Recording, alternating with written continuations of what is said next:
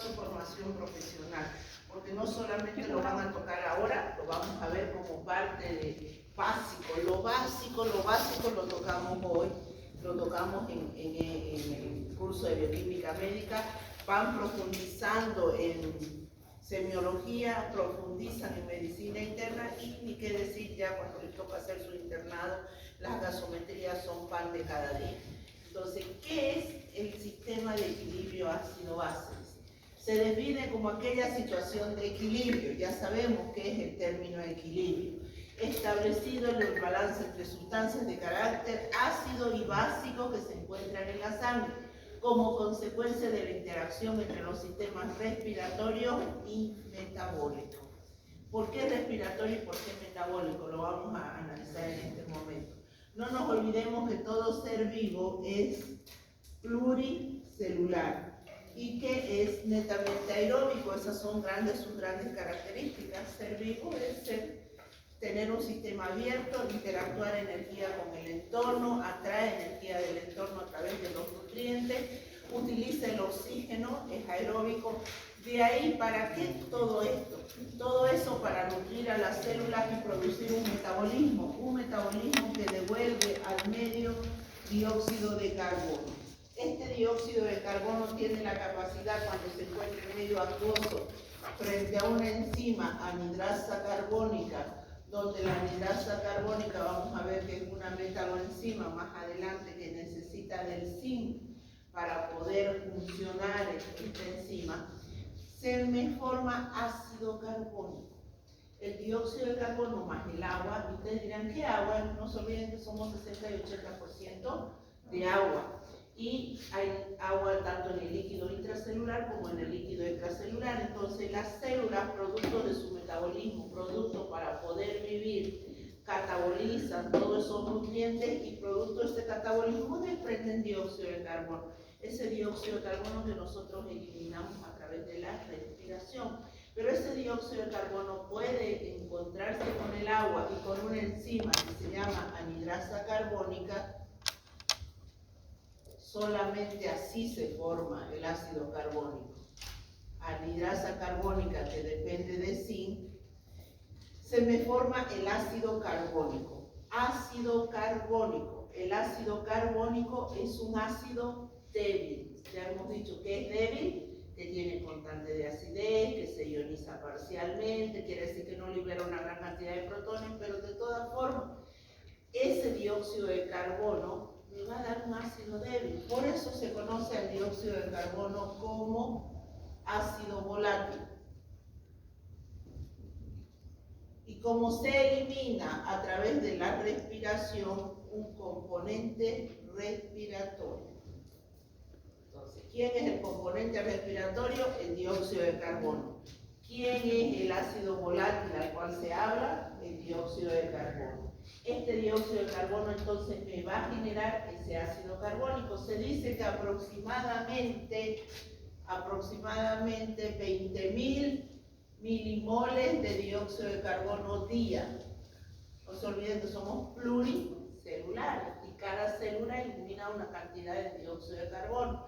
Si el pH de la sangre, tenemos ahí, consideramos, pH de la sangre arterial 7.35 a 7.45, pH de la sangre venosa 7.31 a 7.41, ¿cómo puede ser de que se mantenga constante el pH de la sangre sabiendo que es constantemente bombardeado por un compuesto ácido? Porque decimos que este dióxido de carbono es eliminado a través de la respiración. Muy bien, si lo lleva a través de la respiración, ¿quién lo transporta? La sangre. Y la sangre tiene, si hablamos de la sangre venosa, 731 a 741, la sangre venosa es rica en dióxido de carbono, el compuesto ácido. Por eso, si comparamos con la sangre arterial, que es rica en oxígeno, nos fijamos la ligera diferencia de pH. Esa ligera diferencia de pH justamente se debe a que la sangre venosa es rica en dióxido de carbono. Y el dióxido de carbono me genera el ácido carbónico. Y el ácido carbónico es, como dice su nombre, un ácido que va a hacer que el pH de 7.35, que es el mínimo, me baje a 7.31, o de 7.45, que es el máximo, me baje a 7.41. Pero cuando hablamos en general y decimos el pH de la sangre, ¿cuánto es? De 7.36 a 7.45. Eso es equivalente a hablar que la concentración de protones es a 36 a 46 milimol por litro. O cuando decimos generalmente pH de la sangre 7.4, cuando se habla de pH de la sangre 7.4 quiere decir que la concentración de protones es de 40 milimol por litro. Muy bien, ¿qué pasaría entonces si yo tuviera, si para mantener el pH 7.4 yo necesito 40 milimol por litro de protón? ¿Qué pasaría si ahora la concentración de protón se hiciera 60 milimol por litro? ¿Qué espero del pH? ¿Que aumente o que disminuya? Si un paciente, digamos, partamos aquí, cada uno de nosotros, para tener el pH de la sangre en 7.4, que es el estándar, nosotros tenemos que tener una concentración de milimoles de 40 milimol por litro. Eso es lo que debería tener, no cierra, debería ser 40 milimol por litro. Ahora, suponiendo que un paciente tiene 60 milimol por litro, ¿qué esperaríamos por el pH de su sangre? Que sea por arriba del 7.4 o por debajo del 7.4.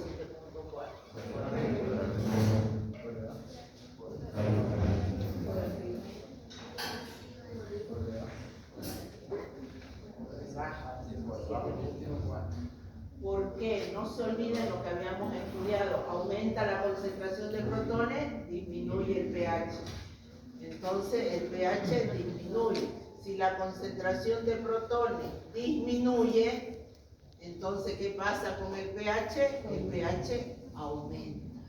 Esto es importante recordarse, que nosotros cada vez que tengamos un paciente que su cuerpo esté generando gran cantidad de protones, ya sea una acidosis láctica, ya sea una cetoacidosis diabética, algo que el cuerpo me está llevando a generar una gran cantidad de protones, yo de seguro pensaré que este paciente va a tener un valor por debajo de 7.4 su pH. O al revés, si este paciente está perdiendo protones, ya sea vómitos recurrentes, etcétera, y pierde una gran cantidad de protones, ¿qué es lo que vamos a esperar entonces? Que el pH aumente. De ahí que se habla de los trastornos del equilibrio ácido-base. ¿Y cuáles son esos trastornos del equilibrio ácido-base? Se toma como parámetro el pH de la sangre de 7.4. Si este aumenta máximo hasta 8, ¿sí? Máximo hasta 8, el paciente entra en un trastorno que se llama alcalosis.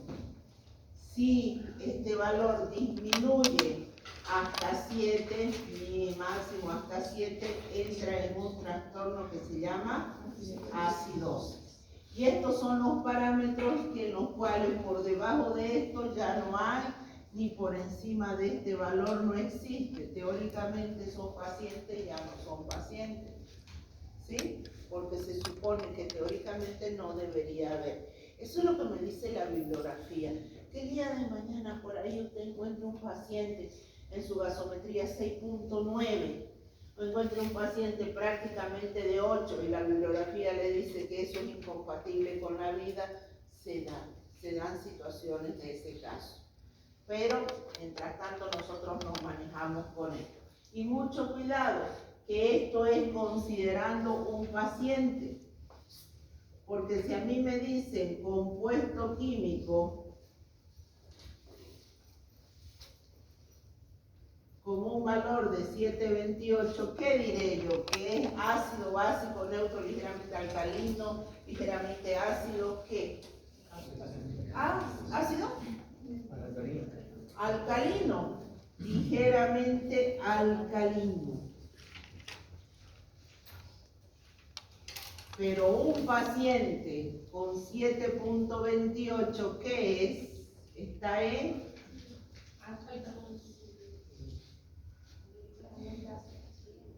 un paciente con 7.28 estaría en qué?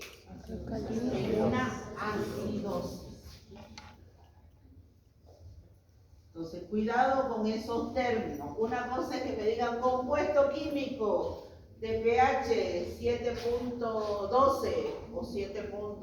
Por último, podrían decir de pH de 0.7, compuesto químico de pH 7 como el agua, neutro. Pero un paciente con pH 7 que estaría ilógico ya porque está en el borde y es incompatible con la vida, pero pongámosle 7.1, ¿qué es lo que diríamos? Que está en un trastorno del equilibrio ácido-base que se llama acidosis. Aclarando entonces, una cosa es compuesto químico va en la escala de 0 a 14, siendo esto 7. Ácido, básico y neutro. Esto es en la escala del pH de la sangre, alcalosis y acidosis. Y aquí tomamos en cuenta los parámetros de los decimales, cosa que no consideramos generalmente en compuestos químicos. ¿Está bien? Muy bien. Entonces el cuerpo genera ácidos volátiles. ¿Cuál es el ácido volátil? El dióxido de carbono. ¿Pero es lo único? No. Veamos los ácidos no volátiles.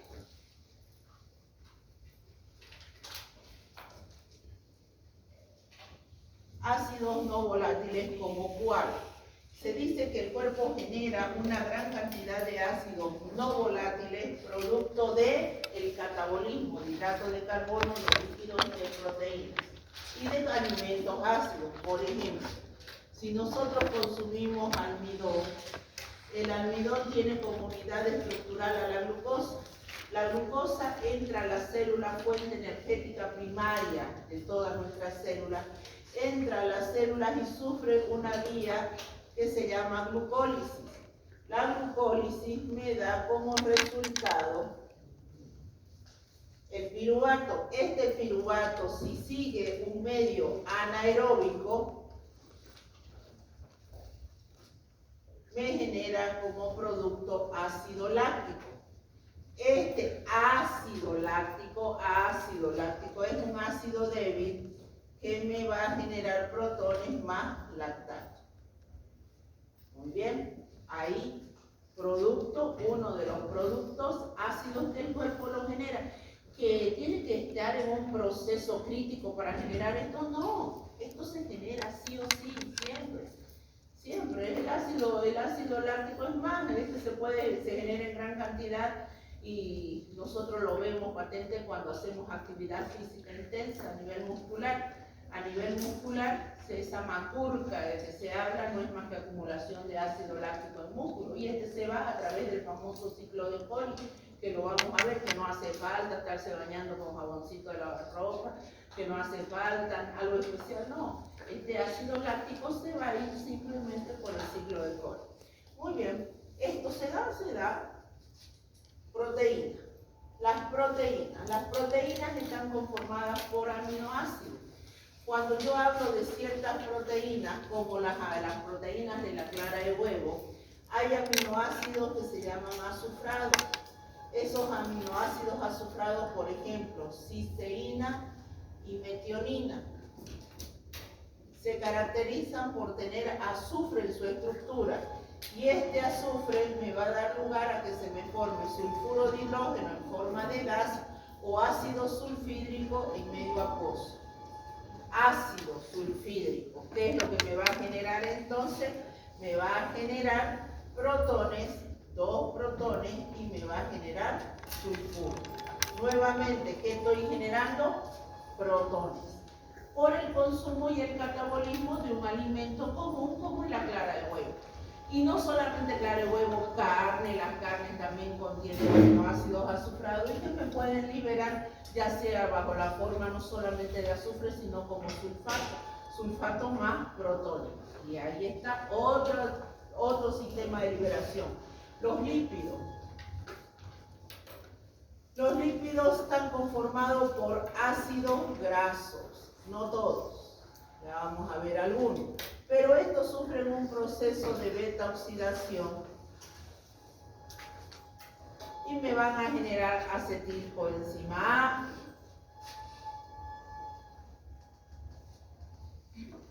estos acetilcoenzima A me pueden generar cuerpos cetónicos. Los cuerpos cetónicos, beta-hidroxibutirato, acetona, acetato, son capaces de liberar protones porque son compuestos ácidos. Ahí hay otro. ¿Y esto, acaso no consumimos líquidos? Consumimos líquidos. ¿Nuestro cuerpo genera cuerpos cetónicos normalmente? Claro que sí. Si consumo productos como alimentos cítricos, los cítricos son ácidos tricarboxílicos, así de este estilo, tricarboxílico. Cada uno de ellos me libera un protón, quiere decir que me van a liberar 3 protones. Muy bien, todo eso es producto del catabolismo de hidrato de carbono, proteínas, lípidos y alimentos ácidos. ¿Por dónde van a salir todos estos protones? El ácido volátil hemos dicho que sale a través de la respiración. Y estos ácidos no volátiles, ¿por dónde?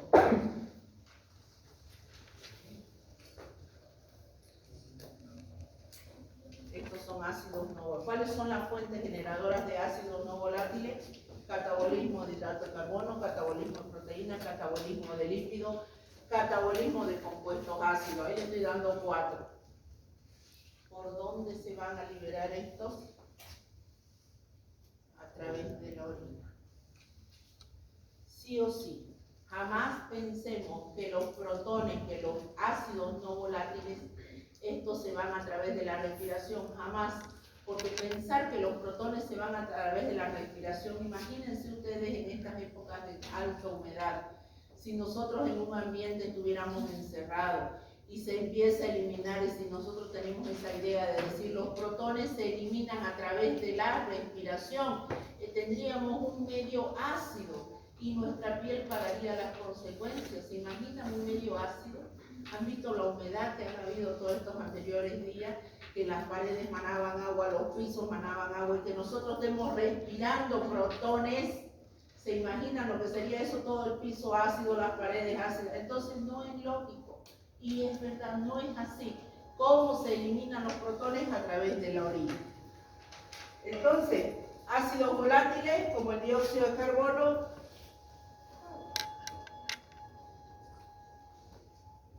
respiración. Los ácidos volátiles a través de la orina. Por eso se dicen que los 3 grandes órganos y tejidos que participan en el equilibrio ácido-base son los pulmones, los riñones y la sangre. Entonces, ¿cuáles son los 3 órganos o tejidos que participan? Pulmones, que me liberan dióxido de carbono. Riñones, que me liberan bicarbonato o me retienen bicarbonato más protones.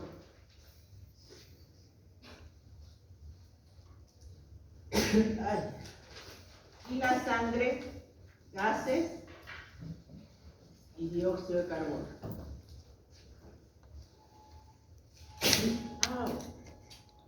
Alergia a algo. ¿Está bien? ¿Está claro? ¿Sí?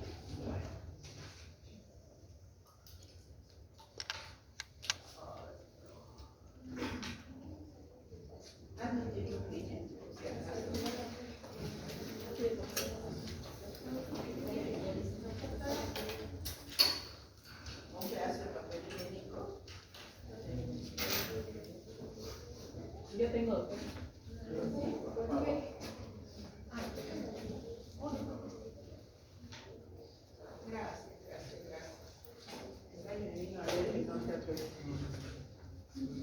Ya.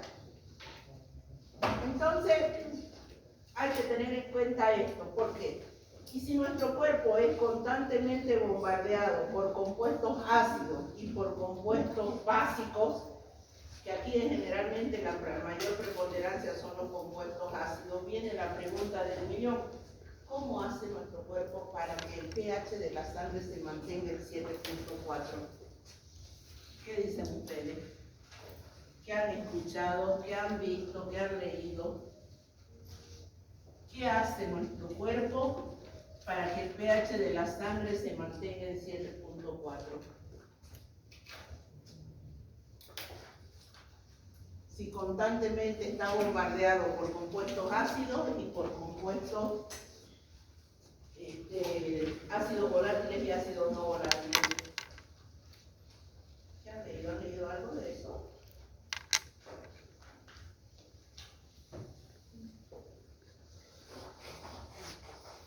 Tampones, primera línea de defensa. Segundo, respiración. Y tercero, los riñones. ¿Por qué? Estos se llaman mecanismos compensadores.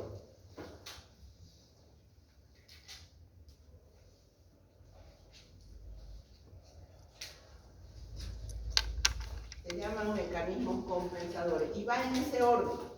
Van primero los tampones, después la respiración y después los riñones. ¿Por qué en ese orden? ¿Será entonces que los tampones son más importantes que la respiración o que los riñones mucho menos importantes que los tampones?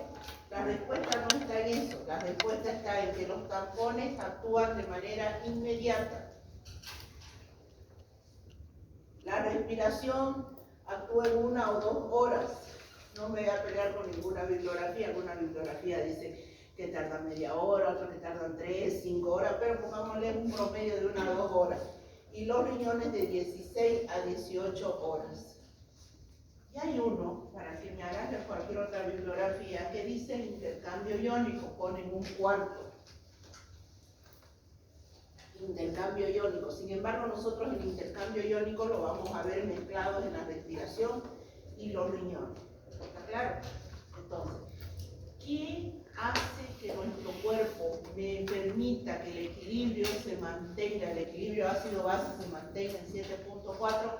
Tampones, respiración y riñones. Entonces vamos a empezar viendo cada uno de ellos y ver qué significan los tampones, qué son los tampones. ¿Alguien sabe qué es un tampón? Una solución tampón. Se llaman soluciones tampones amortiguadoras o buffer.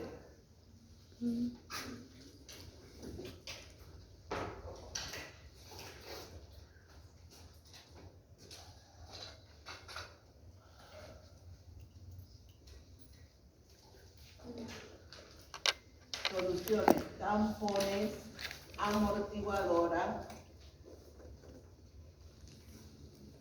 o buffer.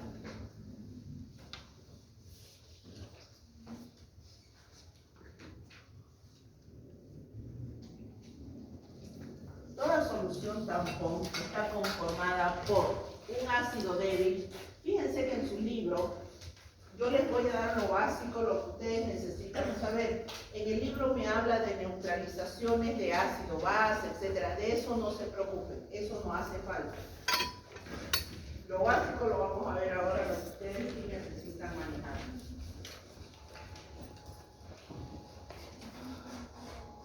Una solución tampón está formada por un ácido débil y su sal, o una base débil y su sal. Ejemplo, ácido débil, ácido acético con acetato de sodio. Una base débil, amoníaco con cloruro de amor. Muy bien.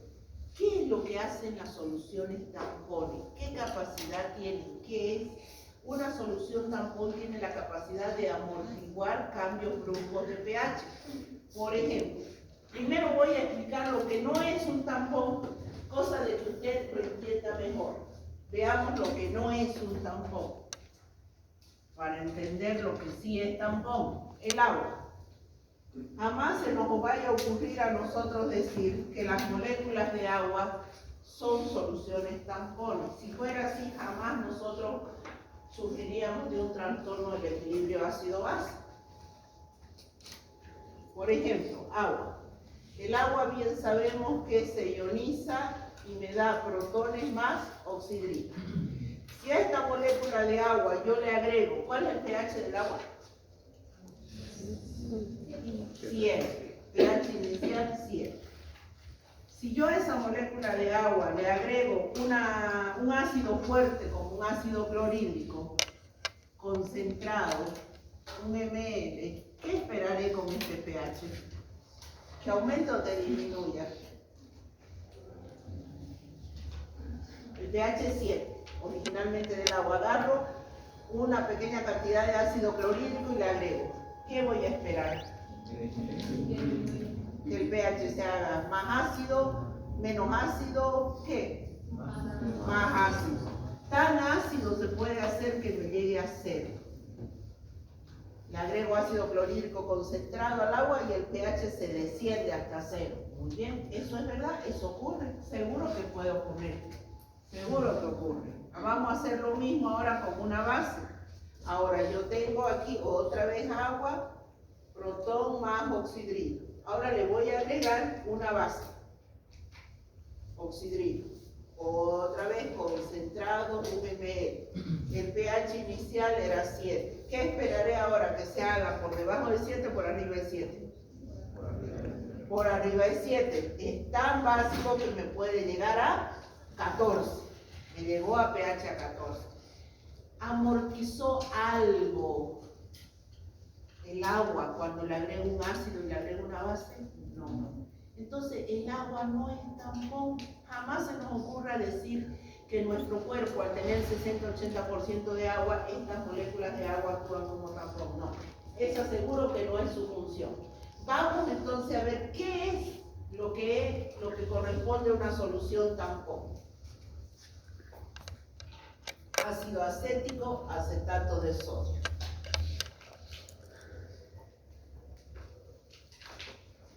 Muy bien. Le vamos a agregar 1 ml de ácido. 1 ml de ácido clorhídrico concentrado.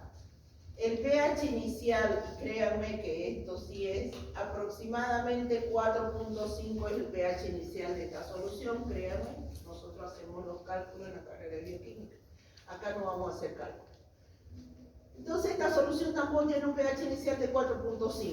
Yo agarro y le agrego ácido, aproximadamente 1 ml de ácido clorhídrico concentrado. Y resulta que le mido el pH y encuentro que el pH es 4.3. Después que le agregué el ácido. Siendo que al agua de 7 me descendió a 0 de golpe. Y acá, al agregarle el ácido, me desciende, pero me desciende en poca unidad, de 4.3, 4.0 me podría haber dado, y no va más. ¿Qué es lo que ocurre? Que yo tengo aquí un compuesto básico, esta es la concentración del ácido y esta es una concentración de la base.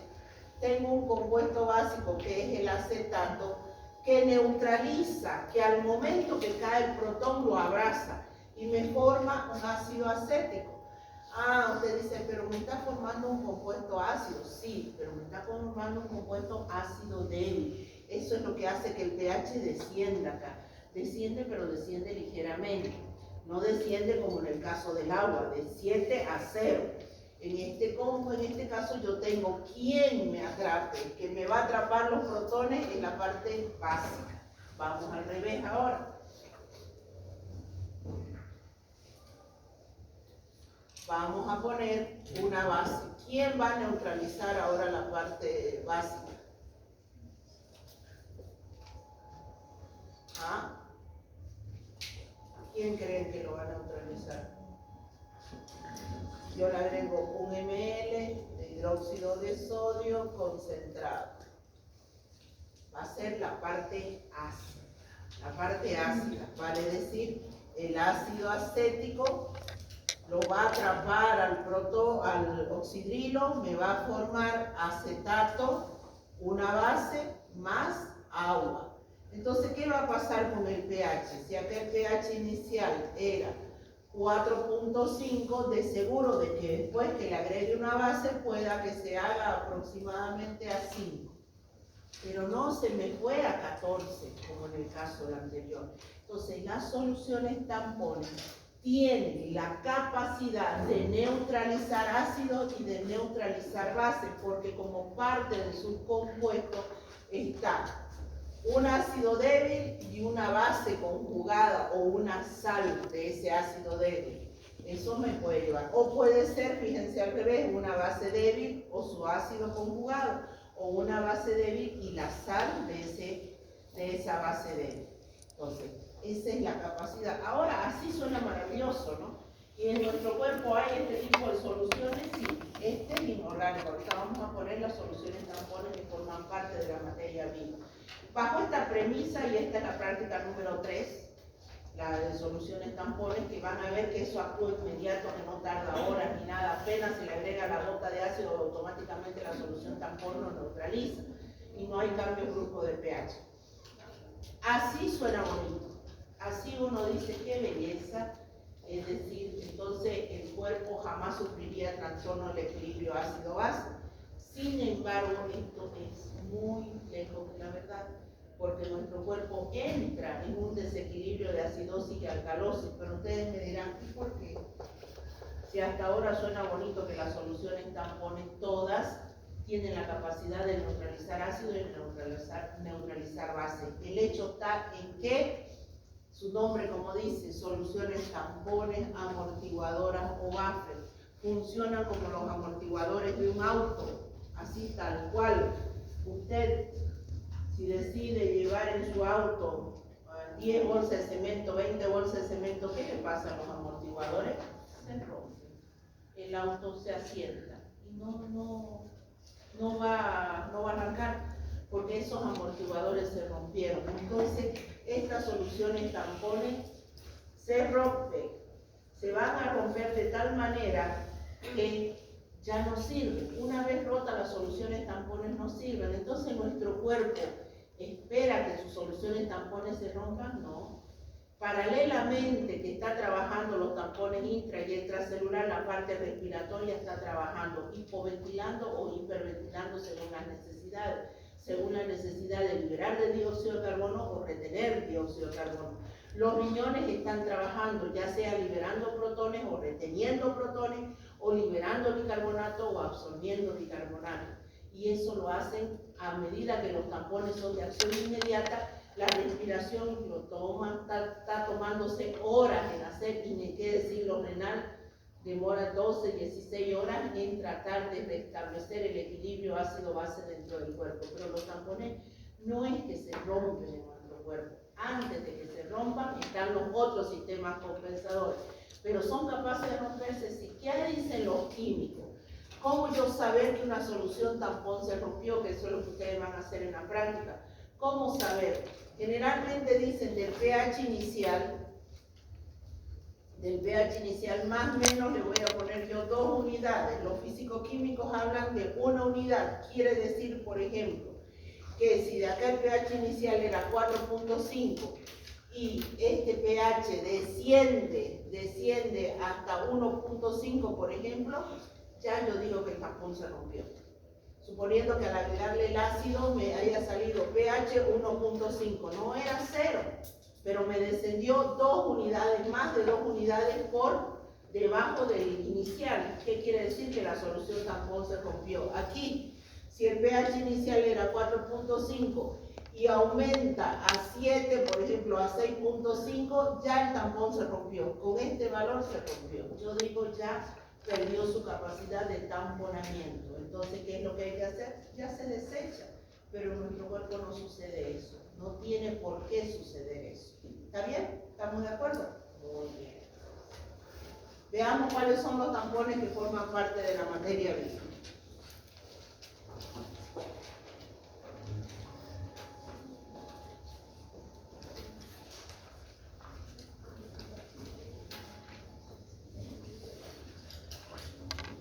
Ah, la ecuación de Henderson, me estaba olvidando. Todo tampón tiene una expresión que se llama la ecuación de Henderson, que esto es lo que aparece en sus libros de fisiología.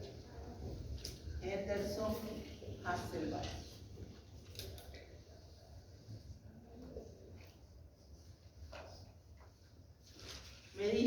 todo tampón tiene una expresión de pH igual a pKa más logaritmo de concentración de la base sobre la concentración del ácido. El pKa no es más que menos el logaritmo de la constante de acidez de quién, de un ácido débil, por ejemplo. Si yo digo el tampón ácido acético, acetato de sodio, esto va a ser igual a pH igual a pKa más el logaritmo concentración de la base, es el acetato. Concentración del ácido es el ácido acético. Entonces, esta es su expresión de la ecuación de Henderson.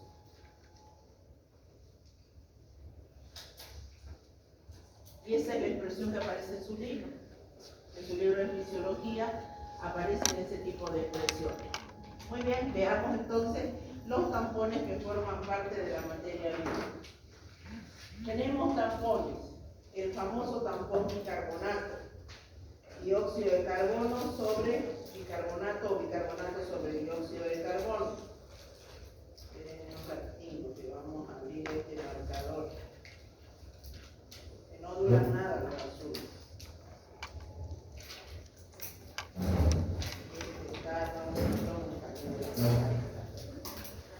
Ya, vamos con el tampón. Tampón,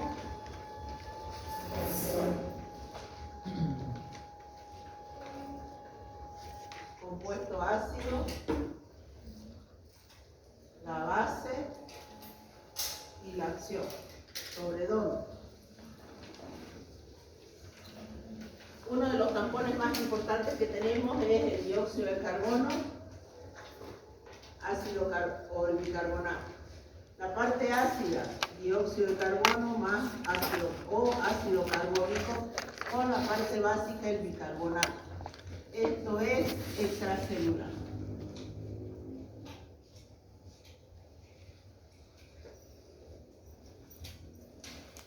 Tampón fosfato. Tampón bicarbonato. Tampón fosfato. Esto es ortofosfato diácido con ortofosfato monoácido. Parte ácida. La parte ácida es el ortofosfato diácido y la parte básica el ortofosfato monoácido. Esto es intracelular.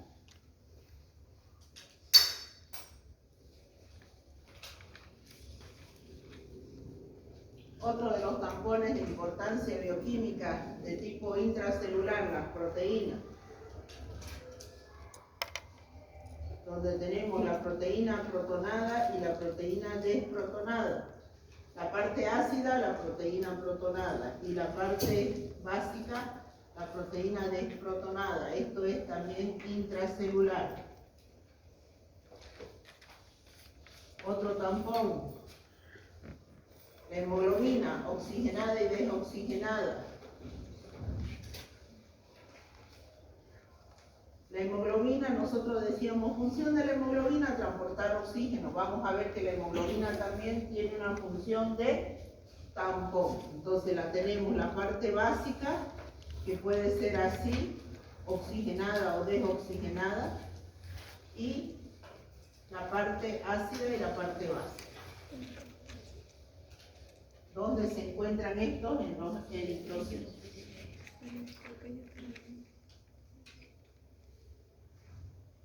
Entonces, cuando me pregunte cuáles son los tampones que forman parte de la materia viva, ahí tienen intracelular y extracelular. Muy bien. Vamos a hablar de cada uno de ellos. Vamos con el tampón ortofosfato primero. Porque la hemoglobina lo vemos en el proceso de la respiración. Aguántenme un poquito. Todavía tenemos tiempo. Tampón fosfato.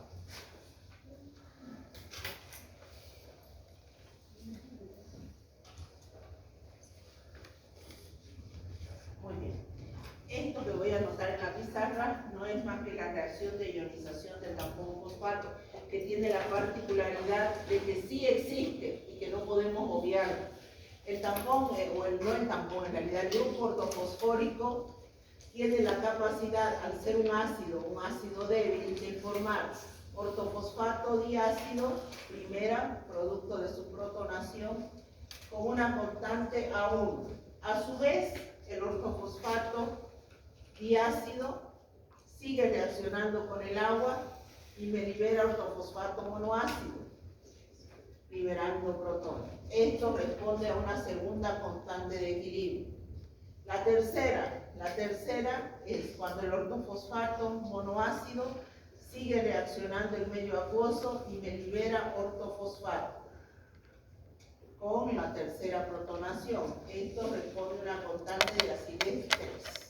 Si yo le saco el pKa de cada uno de ellos, me dice que el pKa de este es aproximadamente 2, este es aproximadamente 7 y este es aproximadamente 13. Lo cual me indica, ese pKa que me está indicando, me está diciendo que para que exista este par como tampón ortofosfato diácido, el ortofosfato con el ortofosfato diácido, tiene que existir un pH aproximadamente de 2. Para que exista este tampón ortofosfato diácido con ortofosfato monoácido, tiene que existir un pH de ¿cuánto? De 7. Y el pH de la sangre es 7. De ahí que el tampón que existe formando parte de nuestro cuerpo es este. Ese de ahí. ¿Por qué ese? Porque es el único, estas especies se forman o van a existir siempre y cuando haya un pH de 7. Un pH de 2 tiene que existir, es otro par. Ya un pH de 13, lo que existe es el tampón ortofosfato monoácido con ortofosfato. Y ese no es el que hay. Entonces, cuando nosotros estemos viendo la parte renal también, ustedes van a ver que salen estos compuestos, el ortofosfato monoácido o el ortofosfato diácido, como parte de la eliminación a través de la orina. Vamos a ver que los protones salen formando sales ácidas de ortofosfato diácido, entonces de amonio, por ejemplo. Y esa es una manera a través de la cual el cuerpo elimina los protones. Y la importancia, ¿cuál es la ecuación de Henderson? Entonces, la famosa ecuación de Henderson para este tampón va a ser pH igual a pKa2, porque es la 2 la que existe, más el logaritmo. ¿Cuál es la base? ¿El monoácido o el diácido? El monoácido. Dividido la concentración del ortofosfato diácido. Mientras mayor cantidad de hidrógenos tenga, más ácido. Mientras menor cantidad de hidrógenos tenga, menos ácido. Entonces, esta es, entonces les pregunto a ustedes en un examen, ¿cuál es la expresión de la ecuación de Henderson? Hasselbalch. Para el tampón fosfato, ahí lo tienen. Ahora ya van a saber cuando aparezcan en el libro de fisiología términos de esto, ya saben de dónde salen, no son inventos. Y la relación que se da entre el ortofosfato monoácido con el ortofosfato diácido, hay alguna bibliografía que dice que es una relación de A4. Hay otras que dicen 3.5, etcétera, pero eso dejémoslo ahí. La que nos interesa es el tampón bicarbonato. ¿Está bien? ¿Borro? Sí, está bien. Vamos con el tampón de proteína.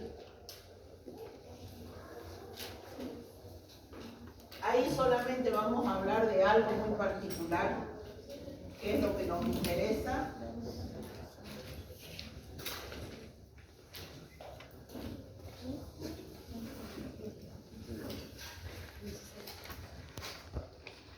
Partamos. ¿Los músculos son proteínas? Sí. ¿Colágeno es proteína? Sí. ¿Ah?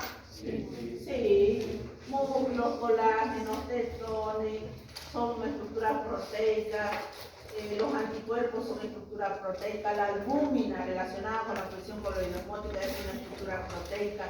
En nuestro cuerpo tiene 50% de nuestro cuerpo es proteína, 50%. Si las proteínas actúan como tampón, entonces ¿existiría un trastorno en el equilibrio ácido-base? No, pues, si 50% de nuestro cuerpo es estructura proteica y las proteínas actúan como tampón, la pregunta es, ¿será entonces que todas las proteínas actúan como tampón? La respuesta es no. ¿Qué se necesita para que una proteína actúe como tampón? Que tenga como parte de su estructura al aminoácido histidina. Si la proteína tiene como parte de su estructura a la histidina, esta proteína va a actuar como tampón. ¿Por qué eso? Simplemente se lo voy a dejar expresado así porque después vamos a ver qué es el pH isoeléctrico. Para eso tendríamos que explicar la estructura básica de la proteína, del aminoácido, qué es estructura suiteriónica, y eso es tema de otro día. Acuérdense simplemente que para que una proteína actúe como tampón tiene que tener la histidina. Esto porque el pH isoeléctrico de la histidina es 6,8.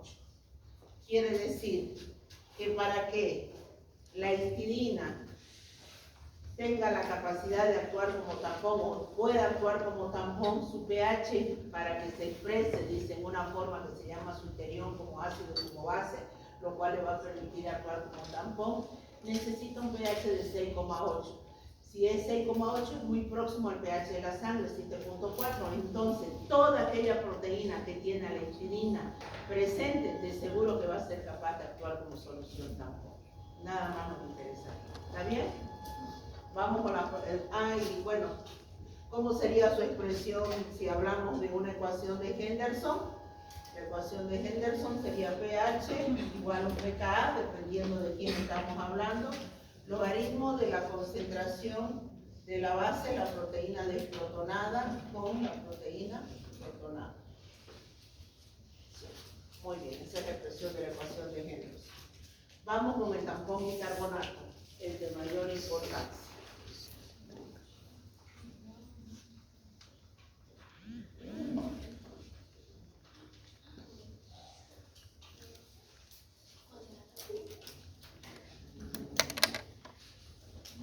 El tampón bicarbonato se lo puede expresar de dos formas, o así, o así.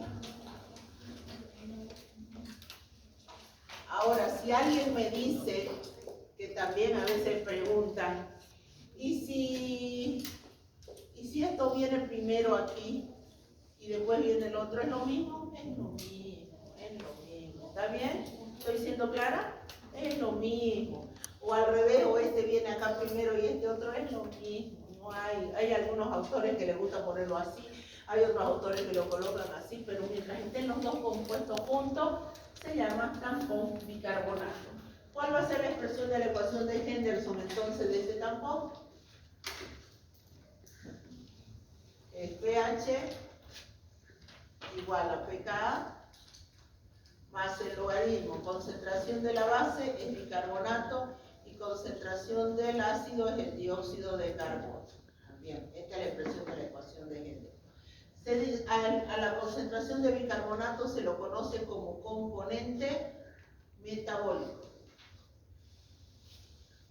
Y su concentración en plasma 24 milimol por litro. A este se lo conoce como componente respiratorio. Cuidado con las concentraciones y las unidades, dice 24 milimol por litro, porque por ahí le cambian las unidades y ustedes se pierden. Y el componente respiratorio 1.2 milimol por litro. ¿Cómo actúa este tampón bicarbonato? ¿Cómo actuaría? Por ejemplo, si viene un compuesto ácido, ¿quién va a estar para atacarlo? La parte básica. ¿Quién es? A este también se lo conoce, me estaba olvidando, como reserva alcalina. Reserva alcalina. Porque es una base. Y ahí está el momento, este compuesto para neutralizar y se me forma dióxido de carbono. Este dióxido de carbono se puede descomponer, el ácido carbónico, el dióxido de carbono más agua, y esto se elimina por la respiración. ¿Cómo haríamos si el compuesto ahora, cómo actuaría frente a una base? Ya está frente a un ácido, y frente a una base estaría el ácido carbónico. Ahí se entiende mejor. Estaría el ácido carbónico. Que se me va a formar bicarbonato más agua. Entonces, el tampón, ¿qué hacen los tampones? Neutralizan ácidos y neutralizan base. El tampón bicarbonato es uno de los más importantes. ¿Cómo actúa? Este tampón bicarbonato va a tener la capacidad, si le ataca un medio ácido, lo va a neutralizar en la parte básica. Si lo ataca un medio básico, ¿quién lo va a neutralizar? La parte ácida. ¿Cuál es la reacción en esta? Entonces, si a ustedes se les pregunta por un examen, ¿cómo actúa el tampón bicarbonato? ¿Cómo actúa? A esto se va. Frente a un ácido tiene la capacidad, tiene su compuesto básico que es el bicarbonato. Lo atrapa, lo neutraliza y se forma el ácido carbónico. El ácido carbónico se descompone en dióxido de carbono más agua y esto se va a través de la respiración. ¿Cómo lo neutraliza? ¿Cómo actúa frente a un medio básico? Frente a un medio básico, la parte ácida, que es más fácil de verla así, la parte ácida del ácido carbónico toma le cede un protón al oxidrilo, me forma agua y me queda el bicarbonato. Este bicarbonato se regula a través de los riñones.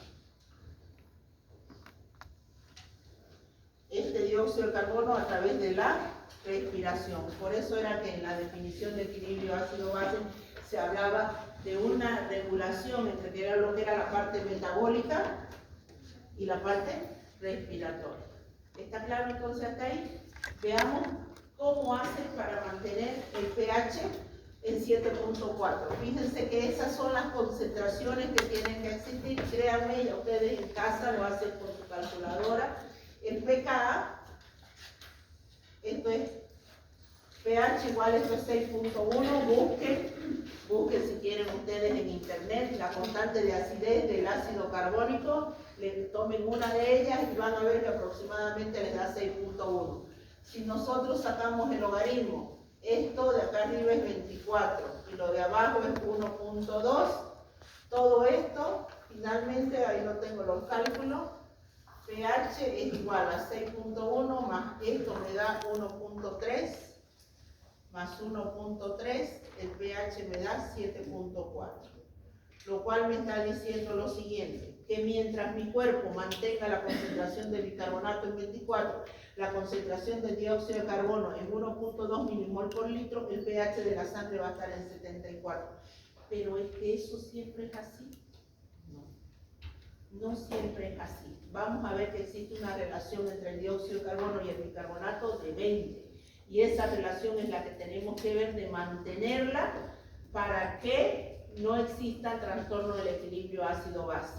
¿Está bien hasta ahí? ¿Estamos bien? ¿Un ratito más? ¿No? ¿Para qué les pregunto? ¿No? ¿Para qué les pregunto? Yo a ustedes. Ya son las 3:05. Bueno, ahí nos vamos a quedar porque necesito que estén con la mente fresquito para ver los trastornos del equilibrio ácido-base. Les pasan las imágenes de